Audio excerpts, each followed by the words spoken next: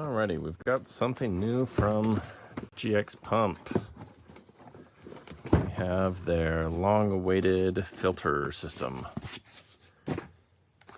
So let's go through this together. If you aren't familiar with my channel, I typically will go through stuff relatively slowly. I like to show people exactly what's going to be in the box, what to expect and all that kind of stuff. So if you don't want to see that and you just want to see this up and running, just skip ahead a little bit. But first we have our parts list. We have cotton filters, a pull rod, magnet, screws, Allen wrenches, filter element, high pressure hose, and gasket to separate the two magnets. You can see there you have your nice QR codes for both the drain filter instruction. Looks like they have a little typo there. And then filament cartridge replacement instructions. I expect those to both be pretty simple. We have a number of cotton fillers. We have our actual filter piece. We have our hose and our push rod. I'm not sure what that is for just yet. And we have our actual, oh dang, that's heavy. And then we have our actual filter. I'm surprised at how heavy and sturdily built this is, especially compared to most filters. So this one is made out of what is advertised as aerospace grade aluminum alloy with 10mm walls, 9.68mm actual.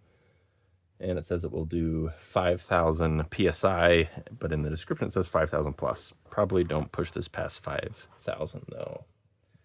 It does have some kind of cool things. It has these magnets right here that you can use to mount it to your compressor and stick it onto the side. I think that would be especially helpful for things like the CS4, CS4i, or the E5K1 and E5K2. Those are exceptional compressors that I think this would work very well with. So make sure we don't have anything else in here. Looks like that's it. Oh, we got that push rod.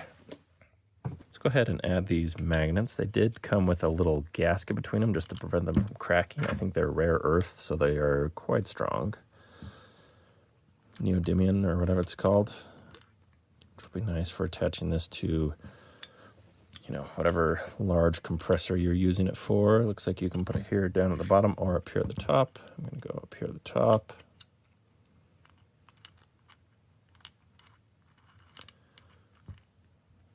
And add that. Both secure. Now, just going to take a look at here. So this has, as I understand it, we have our cotton filter, and then we have absorption beads, and then we have deactivated charcoal right there. You have the little, I forget what these are called, but the little pinch clamps that holds that one in place. And then here on the bottom, you have your other filter. If I can pull it out here.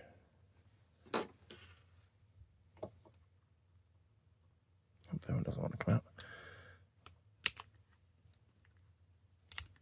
There we go. There we go. I can pull that one out, and you can see right there that top layer is activated charcoal. There we go. I'll just go ahead and stick this back in. I bent it just a little bit, but that's not going to hurt anything. Stick the cap back on. Save this for later. Okay, now let's go ahead and crack this sucker open, shall we? So you just take this, hold it tightly.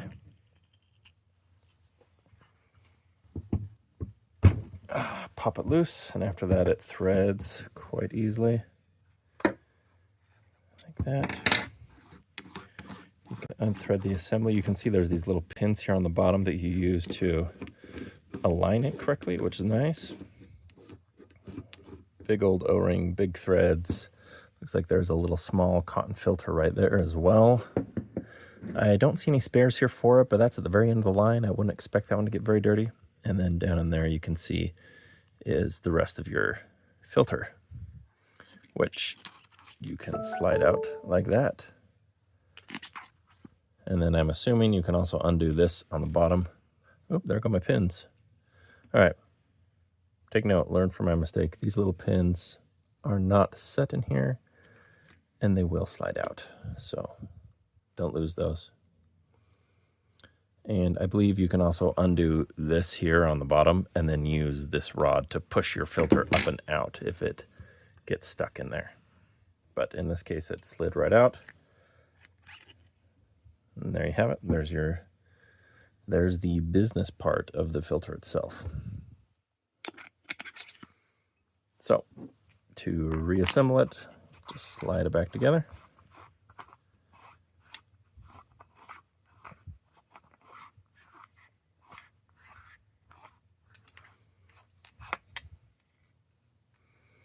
Then make sure this is lined up on those pins like it should be. There, it's nice and tight, so hold that in place. And then go ahead and tighten this. I'm not sure we're in. There we go. It wasn't quite in those pins. Now we should be good to just tighten it down. Get that nice and tight. There we go. And there she is. Very quick and easy to swap out.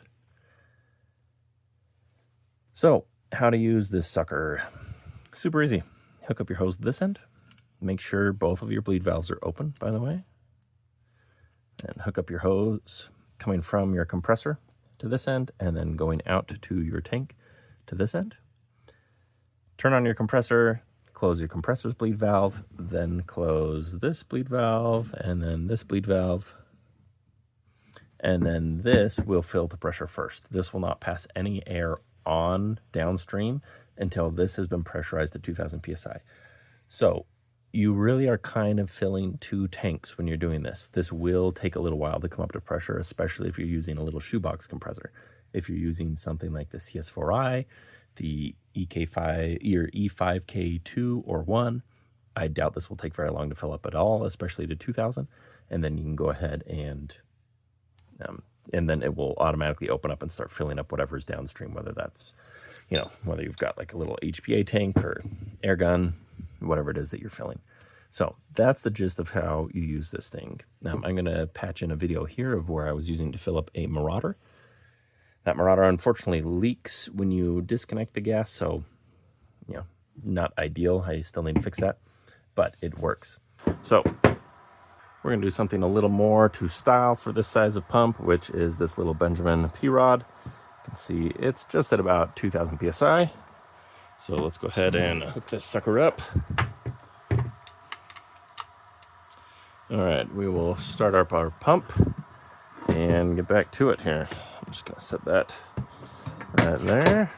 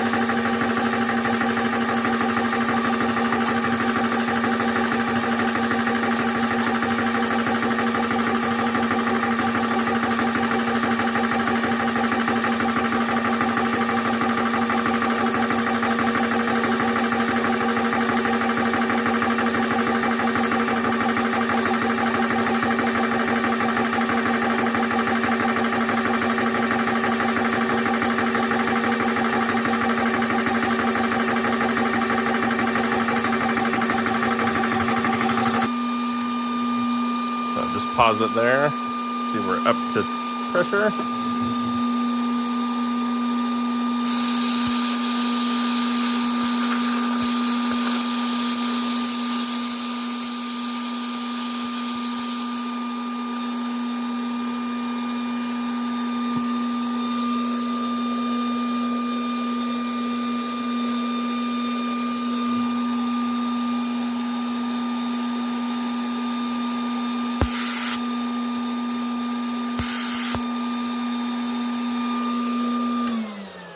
Okay, there we go. We're pumped up. An issue I've actually noticed my P-Rod has is it will start to drop pressure. Here, watch. If I open my bleed valve, you can watch that pressure will sometimes drop down a little bit. So it was up nearly to 3,000 and now it's actually down below 2,000 again. That's an issue with this particular gun. I think my valve is bad on it, but you're able to watch it fill up. So there is the gist of the new GX filter. So who do I think this thing is actually for? If you're a casual user and you are just using a little shoebox compressor, then I honestly wouldn't recommend this, which is funny to say because I use an affiliate link and I get paid when you go buy this. But I wouldn't go buy it because this thing is almost as much as a lot of the little shoebox compressors out there. And if that's the kind of budget that you're on, I think that your money would be much better spent on something else like a better compressor. So for example, these compressors are very popular right now because they are very cheap. Okay. I mean, these can commonly be had for under 150 bucks. But there's some things I really don't like about these compressors. So for one, I mean, the biggest one actually is they don't have an auto stop, which means this thing is just going to run until you turn it off or it explodes and blows out your burst disc, which is right here. And that for me is the biggest thing that I don't like. I mean, I've never heard of a burst disc having issues. You know, they do tend to work. I have blown a burst disc myself because I did not always have one with auto stop. But if you own one of these and you're considering spending a lot of money on a good filter like this, I would consider spending some of that money on a better filter or on a better compressor first, something that has auto stop. I think it's very important. And then even then, if you're just filling something small, like for example, this little Benjamin P rod, then I still don't think you really need this because this is a very small little gun. And most of these compressors will come with a very small little inline filter. Just something like this, which as long as you aren't in a very humid environment, this will probably work just fine. I mean, if you look in here, it's just a simple little cotton filter, but you see it does catch stuff and you will get some water in there. So if that's your situation and you're trying to save a buck, getting a cheap compressor or something like that, I don't think this is the filter that you want to get. You're probably just going to end up using the inline one that it comes with. Now, the exceptions and the people that I think would be better off using a filter like this. If you are in a high humidity environment, I'm in a desert, then I think something like this would be ideal. This is a much better filter than the little inline ones that are just a little cotton swab, and it works very well for that. Now, one of the downsides of this is if you are in a situation like that, you need to open up this relief valve every 30 minutes and let the fluid drain out from right here, which is unfortunate, especially if you're filling really big tanks. But I mean, that's the thing. It's catching all of that water and it needs to go somewhere. Otherwise, you're just going to be pressurizing a massive tank that's just going to get filled with water, and you have essentially made yourself a dehumidifier. So that is a downside. But if you are in a super high humidity environment, those little inline ones probably are not going to cut it. Secondly, if you're filling a very expensive gun, so like let's say you have a Leshy 2 and it is decked out, you've put thousands of dollars into this gun, and you don't want any risk of some small particle of water getting in there and starting to cause issue, rusting from the inside or whatnot, then it's probably worth spending 120 bucks on a very nice filter to protect your asset. The other users would be anybody who's doing large tanks.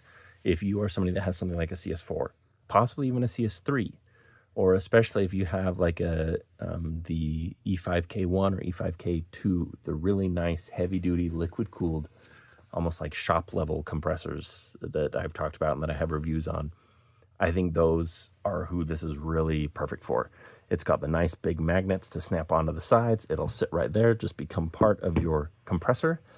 And I think it is built to handle that kind of load. Now, I did see conflicting things in the Amazon listing where they said it's rated for 5,000 PSI. One of them said it was rated for 5,000 plus. One of them said it was rated for 5,800. I think 5,800 would be ideal because that's what the E5K1 and E5K2 are rated for. So that would make sense that this goes with them. It's rated to the same extremely high PSI. You're a power user, or at least a high PSI user, and so that's what you want. So if that's your situation, then I would recommend this as well. Now, as always, I'm going to be continuing to test this and use this regularly, so I will let you know what else comes up. I remember the other downside, the thing that I don't like, This knob on the bottom, it makes sense because, you know, you need to be able to push the filter out if it gets stuck in there. But it's really annoying because this won't just sit up by itself. It won't. You have to have it either laying on its side, which it's not supposed to. It says to keep upright, or you have to have it attached to your compressor, or you have to sit here and hold it, which is really annoying. So I'm probably going to be looking at 3D printing some adapters that will just sit on the bottom here and give it a stable base. So if you're interested in that, hit me up in the comments. I'll let you know. But overall, I like the construction of it. I think it is very sturdily built. It's very well thought out, and it seems quite nice. So excited to use this, excited to see how it does with the bigger compressors and whatnot. If you have any questions, hit me up in the comments below. I will let you know what GX says about what the official PSI rating is. I have reached out to them. I have not yet heard back, but I will pin a comment if I do hear back from them or when I do hear back from them. But as always, have a good one.